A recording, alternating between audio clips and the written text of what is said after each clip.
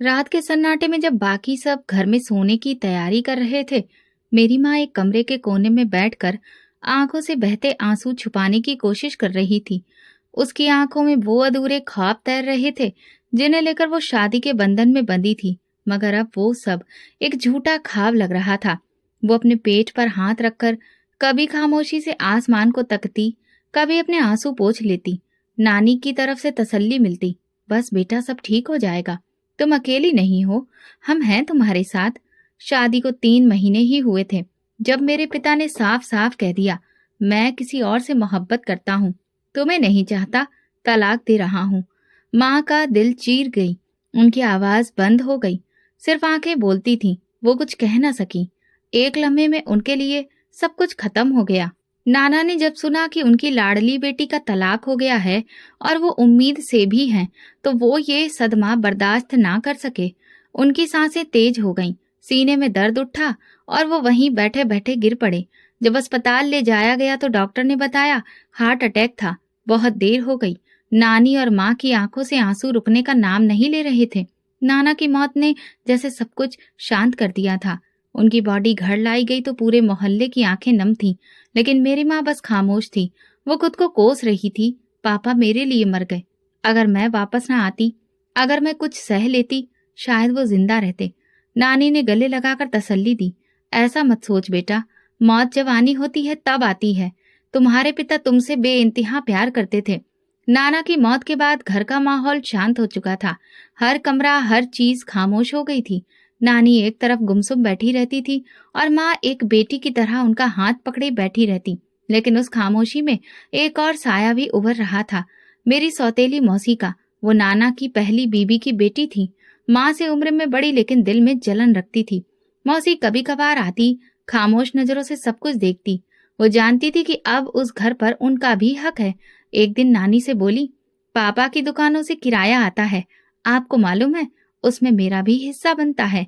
नानी ने सख्ती से जवाब दिया, वो किराया मेरी जिंदगी गुजारने के लिए है। तुम्हारे पापा ने अपनी जिंदगी में सब कुछ मेरी बेटी और मेरे लिए छोड़ा है। मौसी ने हुंकार मारा, ठीक है अम्मा, अभी तो आप जिंदा है, देखते हैं आगे क्या होता है। मौसी की नजर हमेशा उस घर के अंदर छुपे हिस्से पर थी। नाना के बाद घर का सुकून हिल चुका था। माँ की उम्मीद नाजुक थी और नानी की सेहत भी अब कमजोर पड़ने लगी थी वो, लेकिन दोनों एक दूसरे का सहारा बन रही थी। अब वक्त गुजरता रहा, नानी के चेहरे पर परेशानी की लकीरें गहरी होने लगी। माँ की तबीयत भी उतार चढ़ाव का शिकार रहने लगी, मगर दोनों खामोशी से झेल रही थी। माँ रातों को जागती, अपने आने वाले बच्चे के साथ सिलाई करती, नन्हे कपड़े, नन्हे मुंह से, जैसे वो खुद को यकीन दिलाना चाहती हो कि सब कुछ ठीक हो जाएगा। नानी की आंखों में वक्त से पहले बुढ़ापा आ चुका था। वो अपने पति को खो चुकी थी, बेटी की जिंदगी टूट चुकी थी और अब उनकी हिम्मत भी जवाब देने लगी थी। मगर उन दोनों औरतों ने एक दूसरे की ढांढस बनाई थी। मौसी खुलकर आने लगी, कभी खाने के खर्चे पर बात छेड़ देती, कभी नानी के कपड़ों पर तंज करती। पापा के बाद तुम लोगों ने सब हड़प कर लिया और हमें कुछ भी नहीं मिला। नानी झट से बोलती, तुम्हारी माँ का हिस्सा उसे मिल चुका है, ये घर अब मेरे पति की अमानत है। माँ अक्सर रात को चुपके से नानी के पास आकर बैठ जाती, अम्मा, मैं अपने बच्चे को अकेला नहीं छोड़ूंगी, उसे बाप की कमी नहीं महसूस होने दूंगी। नानी उन्हें सीने से लगा लेती, मेरी बेटी, तुम्हारे पिता की दुआएं तुम्हारे साथ हैं, तुम्हारा बच्चा खुशनसीब होगा। लेकिन वक्त एक जैसा नहीं रहता। नाना की कमी एक साया बनकर उस घर पर छा गई थी। माँ के अंदर एक खौफ छुप गया था और नानी भी लम्हा लम्हा कमजोर पड़ती जा रही थी। घर की दीवारें जैसे खामोशी से रो रही थी और उसी खामोशी में मौसी का वजूद हर रोज थोड़ा और ताकतवर होता जा रहा था। माहौल रोज रोज ज्यादा खराब होता जा रहा था। मौसी को किसी लिहाज की जरूरत नहीं थी। वो कभी कभी अपनी बेटियों को भी साथ ले आती, जो मेरे और माँ के कमरों में ऐसे घूमती फिरती जैसे ये जगह उनकी हो। कभी माँ के कमरे में से कोई चीज निकालती, कभी नानी के बर्तनों पर हक जताती। एक दिन मौसी नानी पर बरसती, तुम हर बार मुझे धोखा देती हो, पापा ने जो दुकानें छोड़ी थी उनसे तुम रोज पैसे लेती हो, हमें क्या मिला। नानी ने गुस्से में कहा, ये सब मेरा है, मैं तुम्हारे पिता की बीवी थी, तुम उनकी पहली बीवी की बेटी हो, फर्क है। फर्क है? मौसी की आवाज बुलंद हो गई। फर्क तो अब खत्म हो चुका है और बहुत जल्द तुम सब कुछ खो दोगी। वो धमकी देकर चली गई। उसी शाम माँ की तबीयत खराब हुई। उनका रंग पीला पड़ गया था और सांसें तेज हो रही थी। नानी ने परेशान होकर कहा, चल बेटा, अस्पताल चलते हैं। सुबह होते और तबीयत बिगड़ी तो दिक्कत हो जाएगी। सुबह माँ और नानी अस्पताल जाने की तैयारी कर रही थी। नानी ने मेरे सर पर हाथ रखा, बेटा स्कूल जा, हम जल्दी वापस आ जाएंगे। मैंने माँ को एक नजर देखा। उनकी आंखों में थकान थी, मगर चेहरे पर मुस्कुराहट जबरदस्ती की थी। जल्दी आना माँ। माँ ने मुझे गले लगाकर कहा, चलो जाओ, मेरी दुआ तुम्हारे साथ है। उस दिन स्कूल का हर लम्हा बोझ था। मेरा ध्यान पढ़ाई में नहीं था। बार बार घड़ी देखती, दिल में एक बेचैनी सी थी।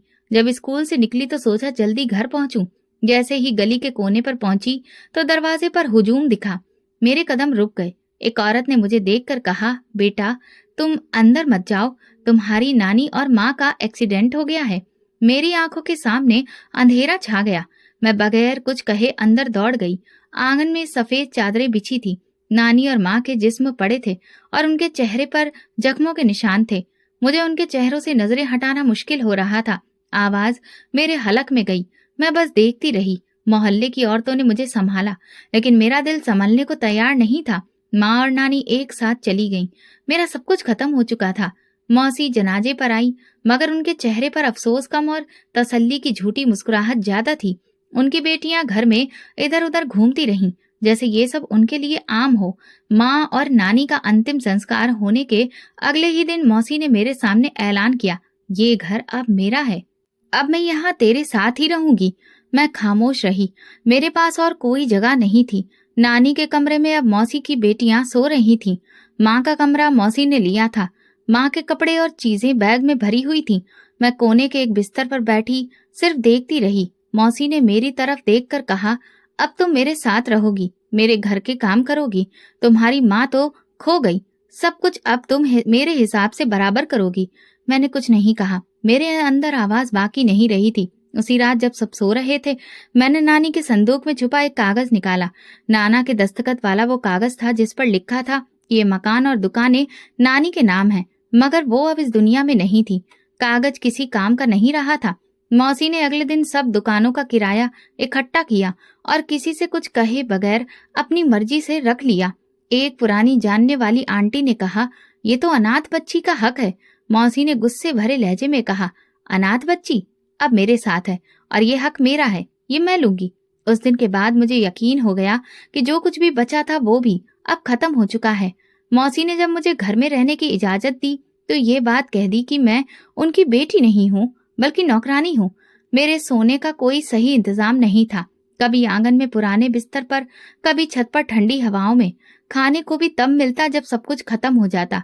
उनकी बेटियां अगर एक सेब खाती तो मुझे छिलका दे देती। सुबह सवेरे जब सब सो रहे होते मुझे उठा दिया जाता, जा बर्तन धो, आटा गूंथ, झाड़ू लगा और बैठी दिखाई ना देना। मौसी का हुक्म था और इनकार की कोई गुंजाइश नहीं थी। उनकी आवाज मेरे कानों में गूंजती रही, तुम्हारी माँ ने मेरे बाप को मुझसे छीना, अब तुम सारी जिंदगी काम करके हिसाब चुकाओगी। मैं छोटी थी मगर काम बड़े लोगों वाले थे। स्कूल जाने की इजाजत तो वैसे ही नहीं थी। मौसी कहती, पढ़ाई तो तुम जैसी लड़कियों के लिए नहीं, तुम्हें तो रोटी पकाना और पांव दबाना सीखना है। उनके पति, जिन्हें मैं मौसा कहती थी, एक खामोश तमाशा देखने वाले थे। ना कभी मुझे रोका, ना कभी कुछ कहा। उनके लिए शायद मैं घर के सामान की तरह थी, बेजान। एक दिन उनकी बड़ी बेटी ने मेरी कॉपी फाड़ दी।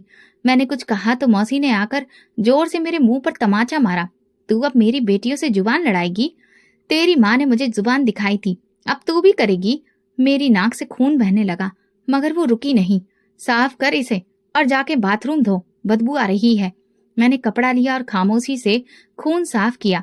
बचपन खत्म हो चुका था, बाकी कुछ बचा नहीं था। घर में रोज एक नया बहाना बनता। कभी सब्जी में नमक ज्यादा होने पर ताना।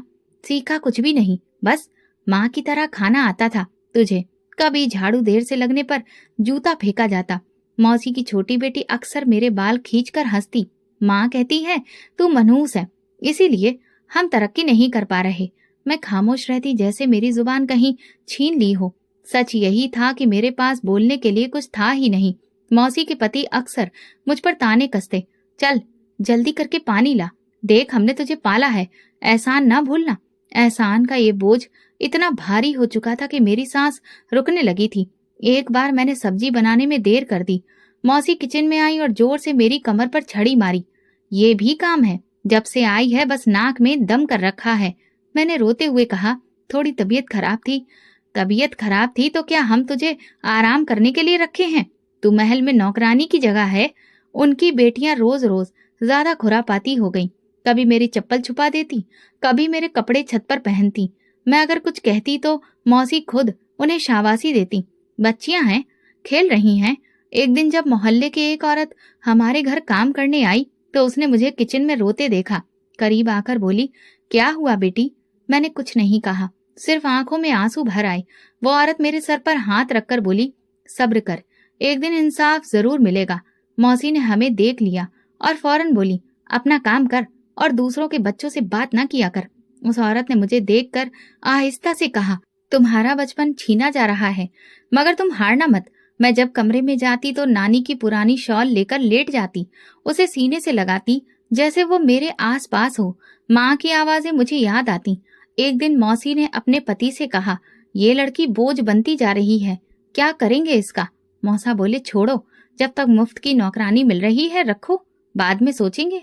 मौसी हंसकर बोली, माँ ने मेरे बचपन का सुकून छीना था, अब मैं इसका सुकून छीनूंगी। उस रात मुझे नींद नहीं आई। मैं छत पर चुपचाप बैठी आसमान को देखती रही। कोई सितारा मुझे अपने जैसा लगता, तन्हा, बेआवाज मगर जिंदा। मौसी का घर मेरे लिए एक जिंदा कब्र बन चुका था। हर दिन एक नया जख्म, हर रात एक नया ताना। मैं अब न सिर्फ जिस्मानी तौर पर कैद थी, बल्कि मारी सोच पर भी ताला लग चुका था। बोलने, हंसने, सोचने सबका हक छिन चुका था। मौसी ने एक दिन कहा, तेरी माँ तो खा गई हमारे हिस्से का सब कुछ, अब तू भी हमारा वक्त बर्बाद करेगी। बेहतर है जल्दी ही कोई काम सीख ले, ताकि तुझसे काम करवा के कुछ वसूल हो जाए। एक दिन नाश्ता बनाते वक्त उनकी बेटी ने एक प्लेट मेरी तरफ फेंकी, जो मेरे हाथ से छूट कर गिर गई और टूट गई। मौसी ने इतनी जोर से चीखा कि पूरा घर सुन्न हो गया। ये देखो, मेरे नए डिनर सेट की प्लेट तोड़ दी। लाख बार कहा है चीजों से दूर रह। मैंने रोते हुए कहा, जी गलती हो गई, मैं नई ले आऊंगी। नई लाएगी तू? कहाँ से? चूल्हा जल रहा था, उन्होंने मेरा हाथ पकड़ा और चूल्हे पर रख दिया। ये है तेरी सजा। मेरी चीख निकली, मौसी छोड़ दो। जला दिया हाथ, लेकिन मौसी के चेहरे पर जरा नरमी न आई। उल्टा कहा, आइंदा कोई चीज तोड़ी तो याद रखना, पूरा जिस्म जला दूंगी। मैं जमीन पर बैठ गई। हाथ जल रहा था, आंखों से आंसू बह रहे थे, लेकिन किसी ने पानी तक नहीं दिया। उसके बाद 2 दिन तक मुझे खाने को कुछ नहीं मिला। मौसी कहती, तू खाने के काबिल ही नहीं, बेकार नौकरानी। मौसा भी देखते मगर कभी जुबान न खोलते।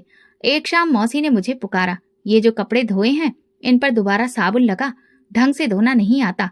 मैंने हिम्मत करके कहा, मौसी हाथ जला हुआ है, तकलीफ हो रही है। तकलीफ? हमने तो सोचा था तुम पत्थर की हो, जज्बात कहाँ से आ गए? मौसी ने फिर चप्पल उतारी और जोर से मेरी पीठ पर मारा। ये ले, अब ठीक हो गई तकलीफ? उनकी बेटी ने ठहाका लगाया, माँ इस पर तो सीरियल फिल्म बननी चाहिए। नौकरानी की बगावत? मौसी ने हंसते हुए कहा, ये बगावत करेगी? इसकी माँ ने जो इज्जत लूटी थी, अब ये अपनी इज्जत भूल गए। जब मेरा हाथ बिल्कुल सूज गया, मौसी ने कहा, ये सब ड्रामा है, रात को झाड़ू लगाना मत भूलना। मैंने सर हिलाया और दबे कदमों से किचन की तरफ चली गई। कभी कभी मौसी की बेटियां रात को मेरे बिस्तर पर आकर पानी फेंक देती थी, फिर हंसकर कहती, अब जा आंगन में सो। मैं भीगी चादर उठाकर छत पर चली जाती, जहां कुत्ते भौंकते, मच्छर काटते और नींद कोसों दूर होती। अब दिन में मुझे काम के बाद कमरे से बाहर निकलने की इजाजत नहीं थी। उनकी बेटी रिया खाने की प्लेट लेकर आई, लेकिन अंदर फेंक कर बोली, चोरों को ऐसे ही खाना देना चाहिए। मैंने कहा, मैंने क्या चोरी की है? माँ कहती है तुमने उनकी जिंदगी बर्बाद की, अब तुम्हें जिंदगी का मजा नहीं लेने दूंगी।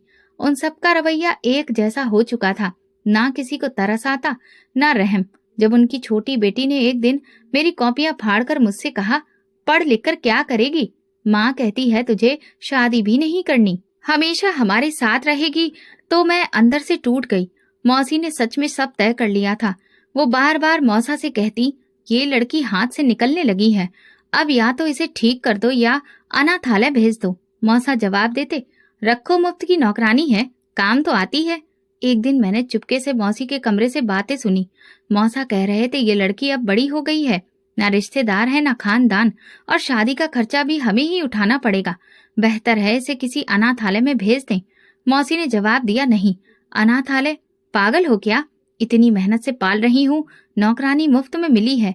शादी तो दूर की बात, मैं तो चाहती हूँ कि ये सारी उम्र मेरे घर में रहे, और जितना मैं इसे तकलीफ देती हूँ मुझे उतना सुकून मिलता है।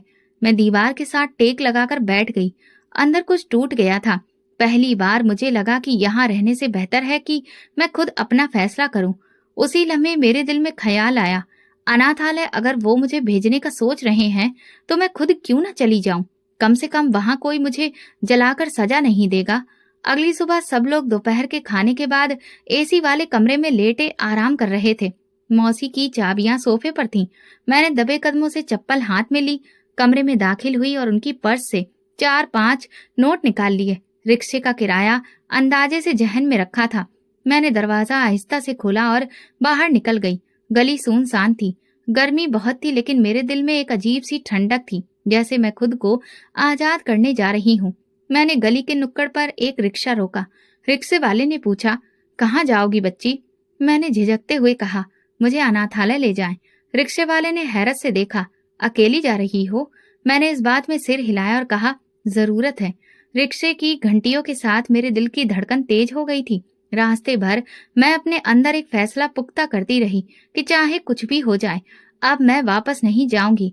रिक्शा जैसे ही अनाथालय के दरवाजे पर रुका, मैंने रकम दी और बाहर निकल आई। सामने एक पुराना सा दरवाजा था जिसके ऊपर लिखा था, बच्चों का साया। दरवाजा खुलते ही बच्चों के चिल्लाने की आवाजें सुनाई दी।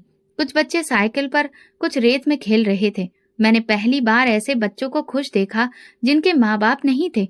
एक औरत सामने आई, सर पर दुपट्टा, चेहरे पर संजीदगी थी। मैंने कहा, मैं यहाँ रहना चाहती हूँ, मैं अकेली हूँ। औरत ने मुझे सर से पांव तक देखा और कहा, तुम छोटी नहीं हो, हम यहाँ सिर्फ छोटे बच्चों को रखते हैं। जब बच्चे बड़े हो जाते हैं तो खुद अपना रास्ता बनाते हैं।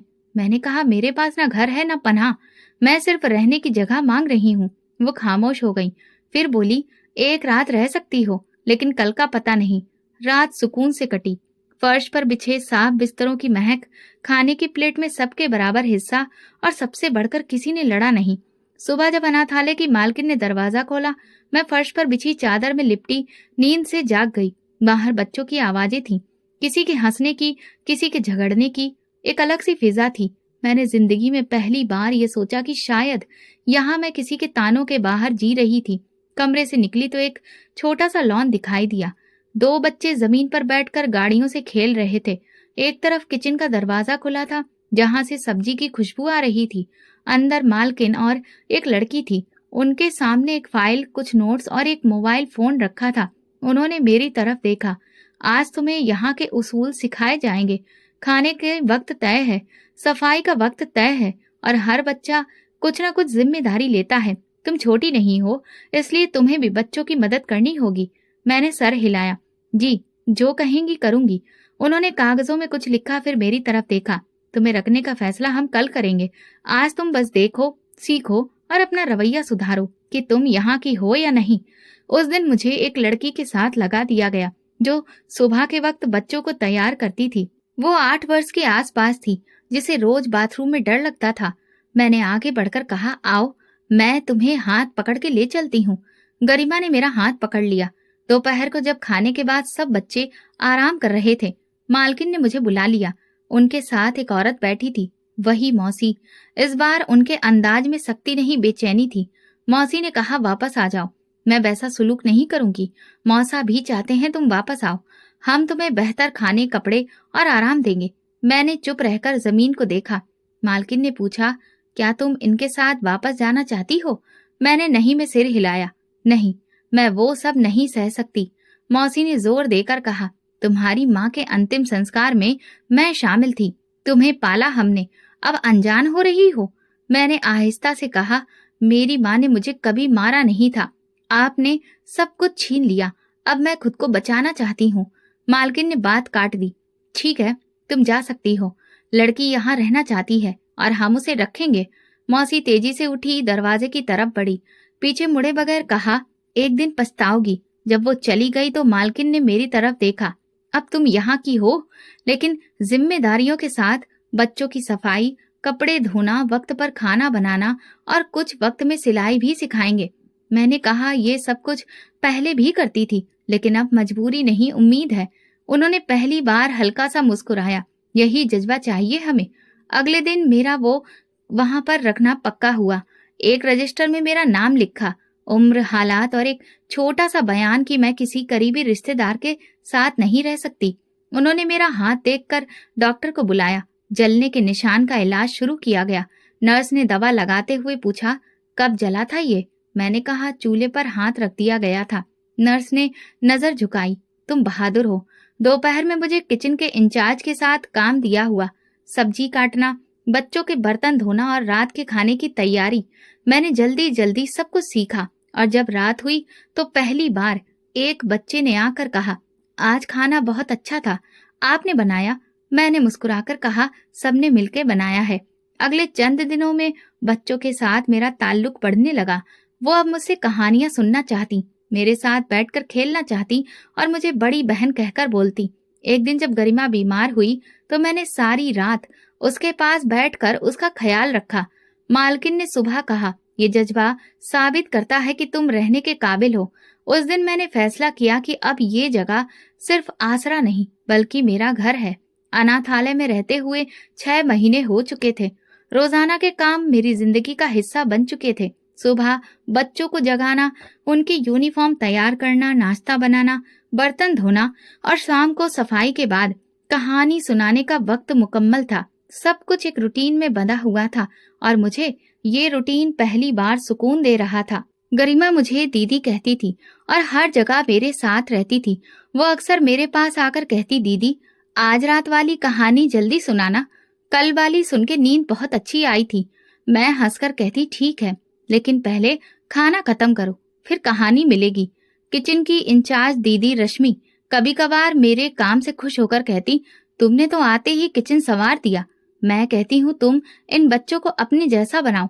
वो जब खुश होती तो जेब से 10-20 रुपए निकालकर मेरे हाथ में रख देती, ले ये तेरा इनाम है, तेरे काम का। शुरू में ये मामूली रकम लगती थी, लेकिन मैंने उसे संभालना शुरू किया। कभी रश्मि दीदी देती, कभी मालकिन, कभी कोई मेहमान जो बच्चों से मिलने आता। अगर मेरा काम पसंद आता तो 1 रुपया, कभी 50 रुपए हाथ पर रख देता। मेरे पास एक पुरानी प्लास्टिक की डिबिया थी जिसमें मैं ये पैसे छुपा कर रखती थी। रोजाना रात को गिनकर बंद कर देती। कुछ नया करने की ख्वाहिश थी और मैं अपना कोई मकसद बनाना चाहती थी। एक दिन गरिमा मेरे पास आकर कहने लगी, दीदी आपके कपड़े हमेशा पुराने होते हैं, जब आप नए कपड़े लेंगी ना तो आप रानी लगेंगी। मैंने मुस्कुराकर कहा, बस थोड़े पैसे और जमा हो जाएं तो एक नया सूट लूंगी। वो खुश होकर तालियां बजाने लगी। फिर मैं आपके साथ बाजार चलूंगी। नहीं, छोटे बच्चों को बाजार नहीं ले जाते, लेकिन वापसी पर तेरे लिए चॉकलेट जरूर लाऊंगी। 6 महीने मुकम्मल होने पर मैंने अपने पैसे निकाले। पूरे 1000 थे। मेरे लिए एक खजाना था। मैंने रश्मि दीदी को बताया, मैं सूट खरीदना चाहती हूँ, इजाजत मिल सकती है? उन्होंने मालकिन से बात की। मालकिन ने कहा, तुमने बहुत मेहनत की है, तुम्हें ये खुशी मिलनी चाहिए, लेकिन याद रखो बाहर जाकर सीधे बाजार जाना, जल्दी लौट आना। अगले दिन मैंने अपने जमा किए हुए पैसे संभाले, दुपट्टा अच्छी तरह ओढ़ा और तनहा बाहर निकली। बाजार पहुंचकर मैंने कई दुकानें देखी, हर कपड़े को हाथ लगाया, रंग देखा, कपड़े की मजबूती पर गौर किया। आखिरकार एक हरे रंग का सूट पसंद आया। दुकानदार ने कहा, ये सूट आप पर बहुत जचेगा, कढ़ाई भी है, कपड़ा भी अच्छा है। बाजार की गहमा गहमी में जब मैंने अपनी पसंद का हरे रंग का सूट खरीदा तो ऐसा महसूस हो रहा था जैसे मैंने अपनी छोटी सी दुनिया जीत ली हो। दुकानदार ने सूट एक पैकेट में रखकर मेरे हवाले किया। मैंने रकम दी और चल पड़ी। वापसी पर कदम हल्के हो चुके थे। दिल बार बार शॉपर की तरफ जाता। सड़क पार करते हुए एक लम्हे को ख्याल आया, ये पहनूंगी तो सब कहेंगी कितनी प्यारी लग रही हो। रास्ते में चलते चलते बैग खोला और एक बार फिर सूट को निकाल कर देखा। कढ़ाई में रोशनी चमक रही थी। मैंने बैग दोबारा बंद किया और खुशी खुशी सड़क पार करने लगी। लेकिन जैसे ही मैं सड़क के बीच पहुंची, एक तेज रफ्तार गाड़ी मेरे सामने आई। मैं घबराकर पीछे हटी, लेकिन टक्कर लगी। झटका ऐसा था कि मैं जमीन पर जा गिरी और मेरा बैग उछलकर एक तरफ जा गिरा। जमीन पर गिरी हुई मैंने उस बैग को देखा। वो कीचड़ में पड़ा था। दिल धड़कने लगा। उठकर दौड़ी, बैग उठाया, बैग खोला और जो मंजर सामने आया वो मेरे लिए सब कुछ तोड़ देने वाला था। सूट कीचड़ से लथपथ हो चुका था। सफेद धागे मिट्टी में सने थे और कढ़ाई अब बस एक धुंधला धब्बा लग रही थी। मैं जमीन पर बैठ गई, बैग को गोद में रखा और चुपचाप रोने लगी। आंसू बहने लगे, लेकिन आवाज बंद थी। कुछ बोलने का होश नहीं था। सिर्फ एक बात दिल में गूंज रही थी। 6 महीने बचत की थी। गाड़ी से एक जवान शख्स बाहर निकला, साफ सुथरा लिबास पहनकर, मगर चेहरे पर गुस्सा। उसने दरवाजा जोर से बंद किया और तेजी से मेरी तरफ बढ़ा। अंधाधुंध सड़क पार करती हो, देख के नहीं चल सकती? मैंने उसकी तरफ नहीं देखा, बस पैकेट से सूट निकालकर हाथ में ले लिया और कीचड़ से गंदे धागों को देखते हुए हौले से कहा, ये सूट था 1000 का, अब खराब हो गया। उसकी आवाज बदली। 1000 का सूट तुमने खुद खरीदा था? मैंने सर हिलाया। जी, अपने पैसों से 6 महीने तक जमा किए थे। वो कुछ लम्हे खामोश रहा, धीरे से बोला, चलो मैं तुम्हें नया दिलवा देता हूँ। मैंने नजरें उठाई। नहीं शुक्रिया, मैं खुद से दोबारा खरीद लूंगी। वो थोड़ा हैरान हुआ। यहाँ लोग हादसे का बहाना बनाकर लाखों मांग लेते हैं और तुम कह रही हो दोबारा कमाऊंगी। मैंने कहा, मुझे किसी से लेना नहीं आता, बस अपनी चीज खुद चाहती हूँ।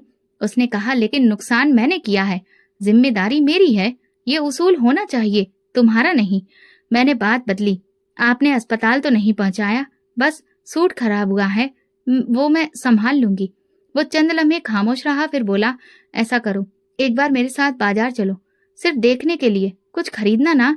तुम्हारी मर्जी है। मैंने इनकार नहीं किया, लेकिन अंदर फैसला कर लिया था कि कुछ नहीं लूंगी। हम करीब की एक दुकान पर गए। दुकानदार ने पूछा, क्या दिखाऊं भाई साहब? उस शख्स ने मेरी तरफ इशारा करते हुए कहा, इनके लिए सूट। दुकानदार ने कई सूट निकाले। मैं खामोशी से देखती रही। एक हल्के गुलाबी रंग का सूट मुझे पसंद आया, मगर मैंने कहा, अच्छा है, लेकिन मैं बाद में खुद ले लूंगी। उसने दुकानदार से कहा, यही पैक कर दो। फिर मेरी तरफ देखा। ये मेरी तरफ से नहीं, तुम्हारे नुकसान का हर्जाना है। दुकानदार ने सूट पैक किया, बैग थमाया और हम बाहर आ गए। रास्ते में उसने पूछा, कहाँ रहती हो? मैंने थोड़े असहज होते हुए कहा, अनाथालय में, बच्चों की देखभाल करती हूँ। उसने कहा, और पढ़ाई? मैंने सर झुकाया। अभी तो नहीं हो रही, वक्त ही नहीं मिलता। वो बोला, पढ़ना चाहिए तुम्हें, तुम में जिद है कुछ कर दिखाने की। मैं खामोश रही। जब अनाथालय के गेट पर पहुंचे तो उसने रुककर कहा, अगर कभी किसी मदद की जरूरत हो तो बताना। मैंने कहा, नहीं, मैं आदी हूँ अपने बल पर चलने की। मदद आदत बन जाए तो खुददारी ही मर जाती है। उसने थोड़ा सा मुस्कुराकर सर हिलाया। ठीक है, लेकिन याद रखो, दुनिया में हर मदद एहसान नहीं होती, कुछ जिम्मेदारियां भी होती हैं। मैं गेट के अंदर दाखिल हो गई। हाथ में नया सूट था, मगर दिल में वही पुरानी सोच। अगले दिन सुबह मैं किचन में मशरूफ थी कि रश्मि दीदी ने आकर आवाज दी, ओ लड़की, जरा मालकिन के कमरे में आना, कोई मेहमान आया है, तुमसे मिलना चाहता है। मैंने चौंक कर पूछा, मुझसे? उन्होंने कंधे झुकाकर कहा, हाँ, शायद वही शख्स है जिसने तुम्हें कल अनाथालय तक छोड़ा था।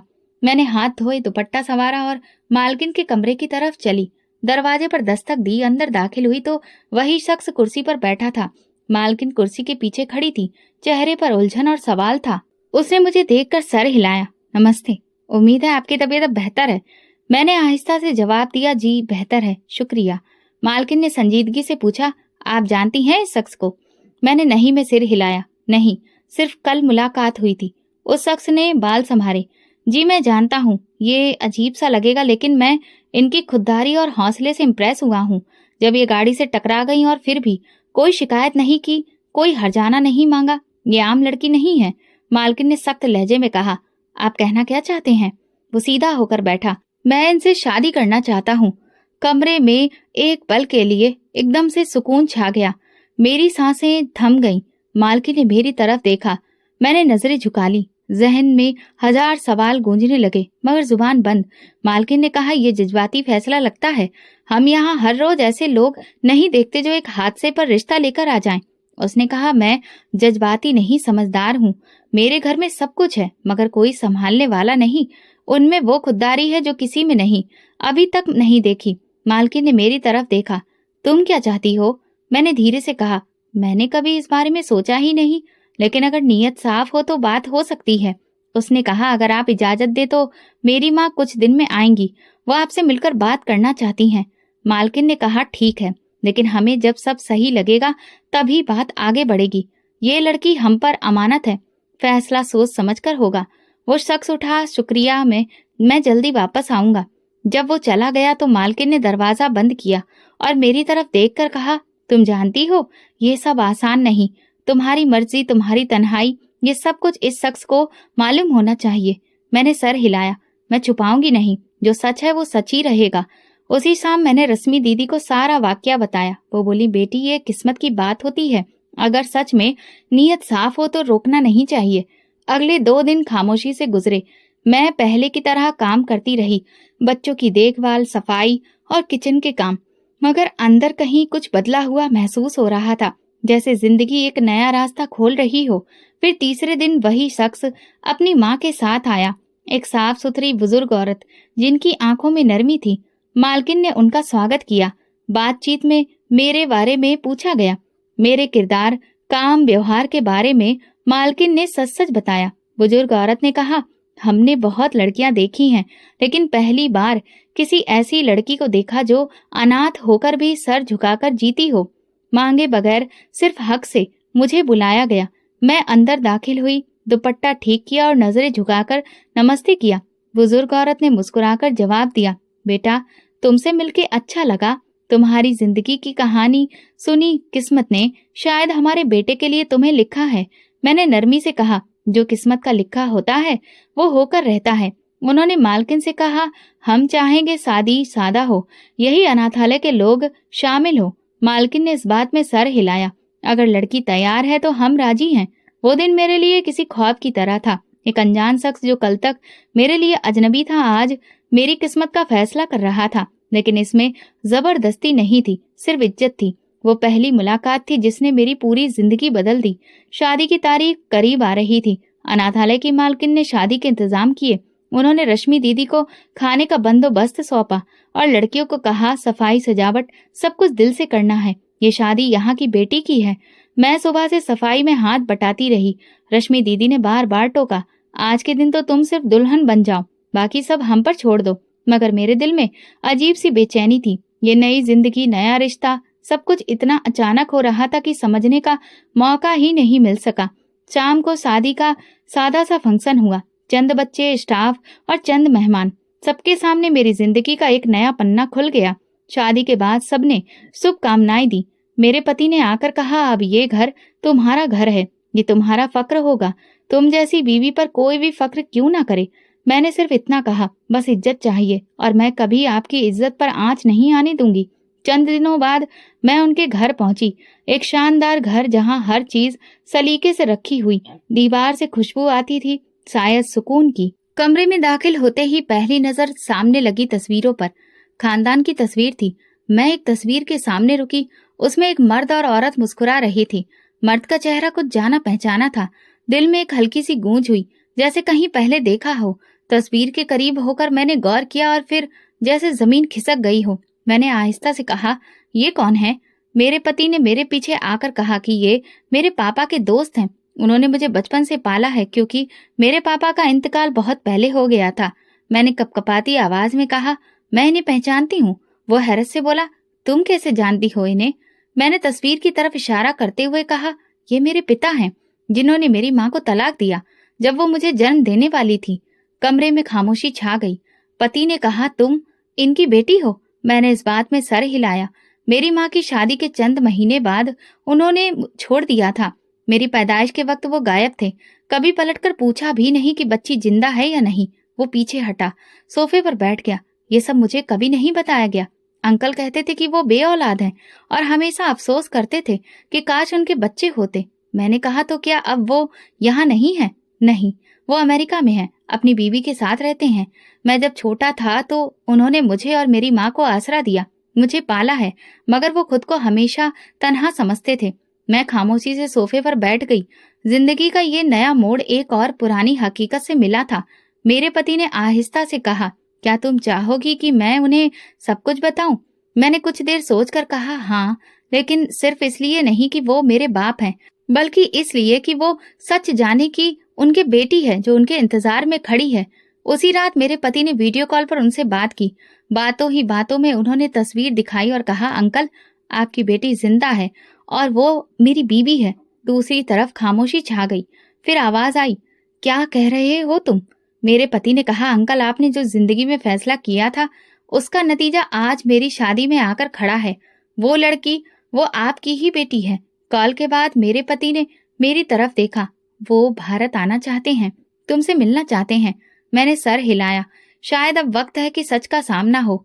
मेरे पति ने जब उनके अंकल को हकीकत बताई तो वीडियो कॉल के दूसरी तरफ लम्हों तक खामोशी छाई। वो शख्स जो बरसों से अपने आप को बे औलाद समझता रहा था, आज सुन रहा था कि उसकी बेटी जिंदा है और वो बेटी अब उनके दोस्त के बेटे की बीवी है। कॉल खत्म होने के बाद मेरे पति ने मेरी तरफ देखा। अंकल कुछ देर में दोबारा बात करेंगे। वो बहुत हैरान है और शायद कुछ संभलने के लिए वक्त चाहिए। मैंने हल्के से कहा, कुछ हैरानियां पूरी जिंदगी बदल देती हैं। अगली सुबह हम हंसते हुए नाश्ता करने गए थे। मेरे पति ने खामोशी तोड़ी। अंकल का मैसेज आया है, वो भारत आना चाहते हैं, कल की फ्लाइट से रवाना होंगे। मैंने चाय का कप थामा और शांति से कहा, क्या वो मुझसे मिलने आ रहे हैं या अपने गुनाह से निजात लेने? शायद दोनों, मगर एक बात तय है, वो तुम्हें अपनाने को तैयार हैं। उनकी बीवी से उनके ताल्लुक खराब हैं और तुम उनकी आखिरी उम्मीद बन गई हो। मैं कुछ देर सोचती रही, फिर पूछा, क्या वो जानते हैं कि माँ नहीं? नहीं, सिर्फ इतना कि तुम बचपन से एक दुखी जिंदगी गुजार कर यहाँ तक पहुंची हो। उसी दिन मैंने पुराने बक्से में माँ की शादी की तस्वीर निकाली। उनमें से एक तस्वीर में माँ लाल लिबास में बैठी थी और साथ में वो शख्स खड़ा था। मुस्कुराते चेहरे के पीछे एक कहानी छुपी थी। मैंने तस्वीर पति को दिखाई। ये है मेरी माँ। मेरे पति ने कहा, कल जब वो आएंगे तो ये सब खुद उनके सामने रखना, जो कहना हो कह देना। दिल में बोझ रखकर जिंदगी नहीं गुजरती। अगली सुबह जब हम एयरपोर्ट पहुंचे तो एक बुजुर्ग शख्स हाथ में बैग लिए बाहर आ गया। सफेद बाल, संजीदा चेहरे और आंखों में बेचैनी। मेरे पति उनकी तरफ बढ़े। अंकल नमस्ते। उन्होंने मेरे पति को गले लगाया, फिर मेरी तरफ देखा जैसे वो यकीन करना चाहते हो पर कर नहीं पा रहे हो। मैंने नजरें झुकाई लेकिन दिल में हलचल थी। गाड़ी में वापसी के दौरान वो खामोश थे। घर पहुंचकर ड्राइंग रूम में बैठी मैंने उनके सामने वही तस्वीर रख दी। ये आप हैं और ये मेरी माँ, जिसे आपने छोड़ दिया था जब वो उम्मीद से थी। उन्होंने कांपते हाथों से तस्वीर उठाई। कुछ देर तक देखते रहे, फिर आहिस्ता से कहा, मैंने सोचा था वो सब बीत गया। मुझे नहीं मालूम था कि मेरी एक बेटी है, जिंदा है और अनाथालय में पली बड़ी है। उन्होंने सर झुका लिया। मैंने बहुत बड़ी गलती की। तुम्हारी माँ को सिर्फ इसलिए छोड़ा कि मैं किसी और से मोहब्बत करता था। मैंने तुम्हारे वजूद के बारे में कभी पूछा नहीं। क्यों? मैंने पहली बार नजरें उठाकर कहा। क्यों नहीं पूछा? क्या इतनी लापरवाही सही थी? नहीं थी, और मैं मानता हूँ, मगर तब वक्त और था और हालात ने आंखें बंद कर दी थी। अब सच ने वो आंखें खोल दी हैं। मेरे पति ने कहा, अंकल, आपने जो किया वो वापस नहीं आ सकता, मगर अब फैसला आपके हाथ में है कि इस ताल्लुक को दफन करना है या जिंदा। मेरे पिता ने मेरी तरफ देखा। मैं तुम्हें अपनी बेटी मानना चाहता हूँ, अगर तुम मुझे माफ कर सको। मैंने कहा, माफी एक लम्हे में नहीं दी जा सकती। मैंने बरसों तक इस दर्द को झेला है, पर शायद एक दिन आ जाए जब मैं दिल से माफ कर सकूं। उन्होंने इस बात में कहा, मैं इंतजार करूंगा। तुम्हें जब लगे मुझे माफ कर देना, तब तक मैं खामोश रहूंगा। सिर्फ तुम्हारी मौजूदगी में सुकून लूंगा। मेरे पति ने कहा, तुम्हें यह फैसला करने का पूरा हक है, कोई जल्दी नहीं है। मैंने गहरी सांस ली। पहला कदम यह है कि आप मेरी माँ से माफी मांगे, उसके बाद हम बात करेंगे। वो खामोश हो गए। आंखों में नमी थी और शायद पहली बार उनके दिल में दर्द था। अगले दिन सुबह मैंने माँ की तस्वीर उठाई और अपने पिता से कहा माफी मांगने को। वो माँ की तस्वीर से बोले, मैं जानता हूँ तुमने मुझे कभी माफ नहीं किया होगा और शायद कभी ना करो, लेकिन अगर हमारी बेटी की मुझे माफ कर दे वही बहुत होगा, और हो सके तो तुम भी मुझे माफ कर देना। फिर उन्होंने कहा, मैं साथ ही रहना चाहता हूँ, जो कुछ कमाया अब तुम पर लगाना चाहता हूँ। मैंने कहा, अगर आप वाकई कुछ करना चाहते हैं तो उन बच्चों के लिए करें जिनके पास न माँ है न बाप, जैसे मैं थी। उस दिन उन्होंने अनाथालय की मालकिन से मुलाकात की। उन्होंने बच्चों की अच्छी एजुकेशन के लिए पैसा देने की बात कही। मालकिन हैरान थी। ये सब एक दिन में? उन्होंने मेरी तरफ इशारा किया। ये सब बरसों का हिसाब है। मैं चाहता हूँ कि जो नुकसान मैंने एक बेटी का किया है उसकी भरपाई दूसरे बच्चों की पढ़ाई करवा के करूं। कुछ ही हफ्तों में अनाथालय के नए कमरे, लाइब्रेरी और सिलाई सेंटर की शुरुआत की गई। रश्मि दीदी ने कहा, बेटे तुम बहुत खुशनसीब हो, तेरा दुख अब दूसरों की खुशी भी है। उन दिनों एक और खबर सुनने को आई। मौसी के घर की हालत खराब हो चुकी थी। उनकी बड़ी बेटी एक दिन चुपके से घर छोड़ गई। रोज के झगड़ों ने घर उजाड़ दिया था। मोहल्ले की एक औरत ने बताया, मौसी अब रो रो कर कहती है, मैंने किसी का बुरा किया था, अब अपने किए की सजा भुगत रही हूँ। मेरे दिल में एक लम्हे को ठंडक सी आई, लेकिन फौरन माँ की बात याद आई, कभी किसी का बुरा मत सोचकर खुश होना, वक्त खुद हर सवाल का जवाब दे देता है। कुछ दिन बाद मौसी खुद मेरे दरवाजे पर आ गई, चेहरा मुरझाया हुआ, बाल उलझे हुए। दरवाजा खोलते ही वो बोली, मैं तुमसे माफी मांगने आई हूँ। मैंने जो किया वो इंसानियत के खिलाफ था, लेकिन मेरे अंदर बस इंतकाम था।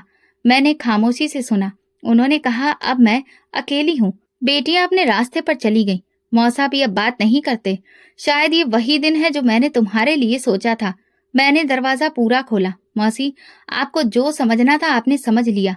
मेरे लिए माफी वही दिन थी जब मैंने खुद को आजाद किया था। आज आपके लिए मन में कुछ बुरा नहीं है और आप भी खुद को माफ कर सकें। वो रोने लगी। तुमने जितनी तकलीफें सही हैं, मैं शायद एक दिन भी नहीं सह सकती। मैंने कहा, इंसान को अगर बर्दाश्त करने का हुनर आ जाए तो वो दुनिया को भी बदल सकता है। मौसी चली गई। मैंने दरवाजा बंद किया। दिल में कोई बोझ बाकी नहीं रहा। कुछ महीनों बाद मेरे पति ने मुझसे कहा, तुम चाहो तो अपनी पढ़ाई दोबारा शुरू कर सकती हो, मैं तुम्हारे साथ हूँ। मैंने लाइब्रेरी की तरफ इशारा किया। मैंने सोचा है शाम को बच्चों को पढ़ाया करूं और खुद भी सीखती रहूंगी। जिंदगी एक नए रुख पर आ गई। अनाथालय में हर हफ्ते कोई न कोई बच्चा मुझसे कहता, आप हमारी दीदी हैं।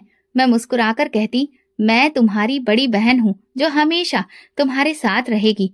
पापा अब अनाथालय हर हफ्ते आते, बच्चों को कहानियां सुनाते। मैं उनसे अब आहिस्ता आहिस्ता बात करने लगी थी।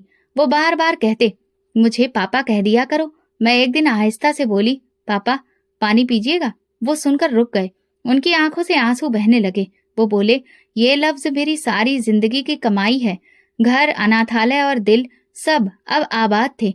जहाँ कभी गुलामी थी अब आजादी है। जहाँ तकलीफ भी थी अब सुकून था, और जहाँ खामोशी थी अब मोहब्बत की आवाज थी।